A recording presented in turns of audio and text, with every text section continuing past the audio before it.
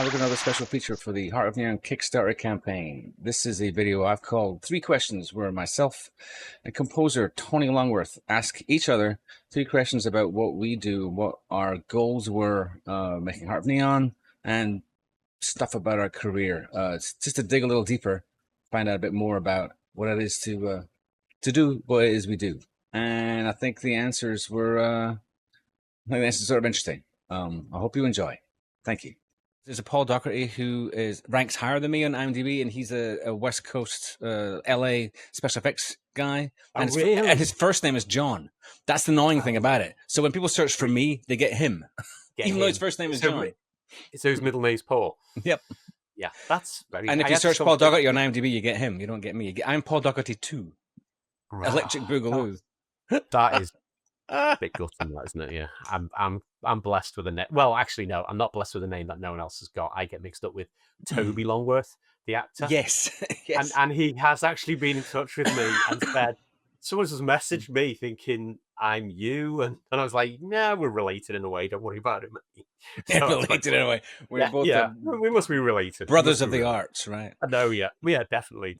So yeah, that was I kind of like that, which is fun. Oh, fun, isn't it? Really. Thank you for joining me in this little experiment. It's I obviously we've worked together for a while now. We have.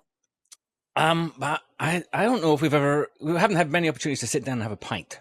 So this is one of those, like, so I'm going to force the conversation, right? The point of the exercise is called 3 Questions, and it's like it's an ask me anything, but like limiting the scope, right? So it's we're 4 beers into the evening, and there's a lull in the conversation. Hold on. I have not got a beer. I'm very disappointed. I'm like, no, it's okay. No, carry on. I don't actually have a beer. No, I think I need one now. I got too much stuff to do. No, sorry. Let's put ourselves in the mind space. Let's imagine for a second, you know. So like there's a lull in the conversation, and then you look up from your beer and you look at me and you ask me, what? What is your first question? Okay, so Heart of Neon. It explores the legacy of Jeff Minter, his unique approach to game design, to light synth and everything. Now, I think you've talked on video about what inspired you to document his story. But my question is, what do you hope audience will take away from the film when it is released? Well, I mean, I went into this with a really specific mission. Even before I picked Jeff's story as a story, I want people. I'm disappointed with how people don't care about video games. I was just sort of like dismissed, and it's a lot of entertainment is not valued at all. Like I worked in reality TV. Versions of it. Reality TV, it's like saying guitar rock, right? There's so much different stuff that comes under reality TV, but we as a business bust our ass for months, possibly I mean a year on some of the shows I work on, longer on like the top shelf stuff. Bust our ass day in day out, working long hours often to do this thing that people consume in one weekend. And it's just wrong. It's so wrong. And I guess like binging's less of a thing than it used to be, but in reality TV it definitely is. Like they will premiere a show on a weekend and just run all the episodes like back to back 3 times, and there you go, that's done. So that's just exhausting to see that happen. And video games are sort of considered the same, especially after video games became a thing on mobile.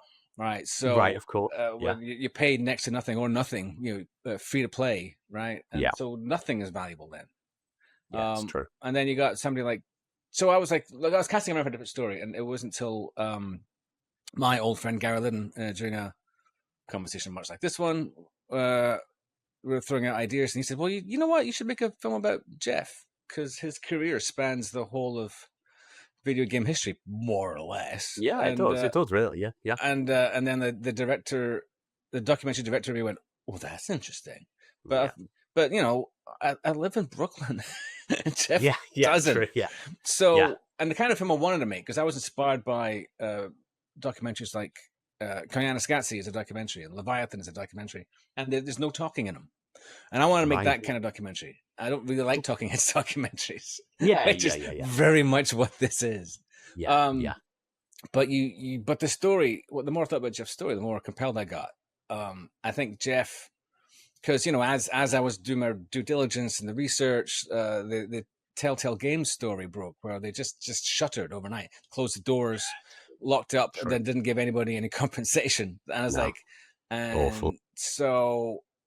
And I thought that was like maybe like the darkest point of that happening, and then it just got worse and worse and worse. Oh, yeah. So like I was sort of like pivoted towards like Jeff's story as an indie dev being like a model for sustainability. Like maybe we should dial it back and do it his way. And it's not like, I've spoken to people, I've thought about it. Jeff's story isn't really reproducible, but maybe that's the point. Like everybody needs to go their own path. There isn't like a cookie cutter way of doing it. There isn't a roadmap that you just follow and you get there. It's not like it's not like everyone's different. So they've got to kind of adapt. So what Jeff did is lean into his difference.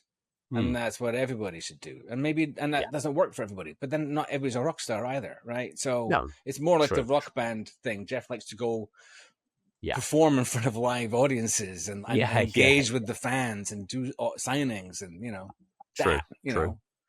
he demos his new games to people, because that's and rocks his light synth as well, as we've seen.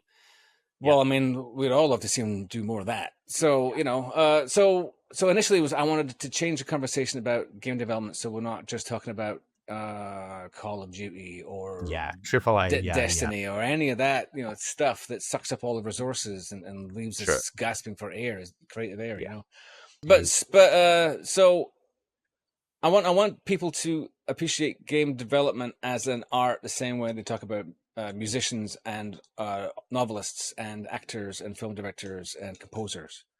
That's what I want. I mean, so let's change the conversation, but so that video games aren't just a commodity. They're something that people pour their heart into. I've spoken to so many indie devs over the last year who video games are their chosen medium of expression. They skipped writing, they skipped singing, and went straight into the one that involves all the arts, all music, and painting, and programming, mathematics. So we're out of step with the coming generation. The generation is here. I'm kidding. So time to change. It is beyond time to change the conversation. So I want to be the first, and I'm not. And I'm not even the first, as it turns out. There's plenty of this going on, but I didn't see it. So no. You've got to tell your own story, and you've got to inspire from Jeff's story, really, isn't it? Or Jeff's life, right? Yeah. Now Jeff's a nice guy too, so everybody should give Jeff. The world should buy Jeff a pint. Oh yeah, definitely. Yeah. He deserves it. He is a nice guy, and he does amazing stuff. Really. Exactly. All right. So taking the shoe off of your foot onto my foot. Put the shoes on the other foot.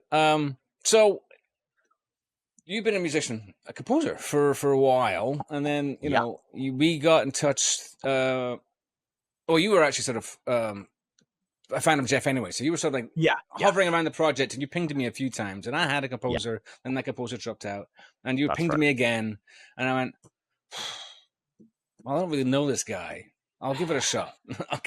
See what happens. He seems really nice, and not only were you nice, you were generous, and you were talented as well, and you were generous with like how you let me mess with your music. And it was essentially, I started off by editing your music so it would work better with like the audio that was in the film. Like when somebody's talking, you don't want the middle of the music to be busy.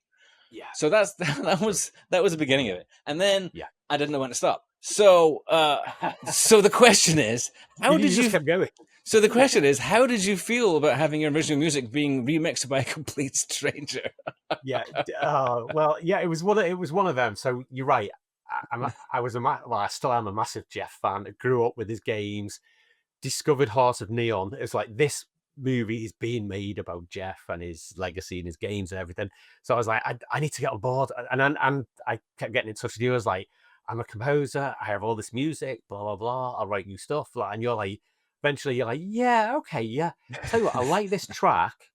Can you send me the stems? So for people who don't know what the stems are, you write a piece of music and it's multiple instruments. You can actually export each instrument separately. So each instrument is a separate audio file. That's what you wanted. Right. So you could then put all these individual instruments into your movie and shift stuff around and mute stuff and do whatever you wanted to do. Well, it's like there was basically. the song that I picked. Like it was really good, but like the middle had some complicated synth sounds. So I just want to be able to just lift them out. That which was is really going to all I trample wanted. all over some audio you've got in the film. It would just make it you muddy. asked me for the stems, so I was literally like, "Oh, great, I'm on board." I'm going to work on this film, and then you asked me for that, and I was like, "Geez."